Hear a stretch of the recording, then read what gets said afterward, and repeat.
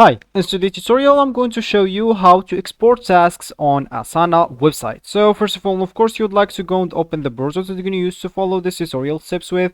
So of course, here in my case, I'm actually using the Brave website, but browser. But of course, in your case, you can use any other browser. Could be possibly working for you or suits you used to use. Anyway, after opening the browser, just go here to the URL, type asana.com and hit the enter button. And of course, let's just wait until this page load. Let's just wait a bit more. So that will actually be your home or your main screen on the website. So but first of all, before starting using this website, you'd like to go and of course log in into your account. But if you don't have an account, don't panic or anything, just go and sign in or sign up or create your account. Of course, you can do that with your Gmail if you don't want to go through all these boring steps of creating your account.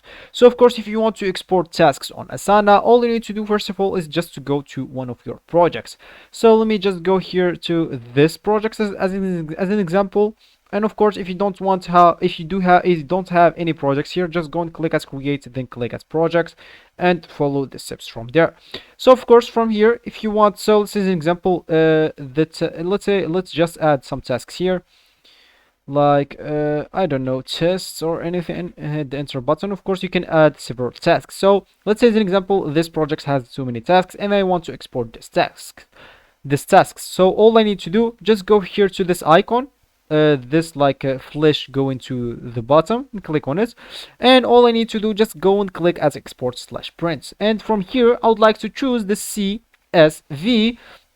So as you can see, of course you will not see that, but they will just show you where you would like to download it on your PC. So for me, I'm choosing here a folder called downloads, and of course you can even name it, then click at save.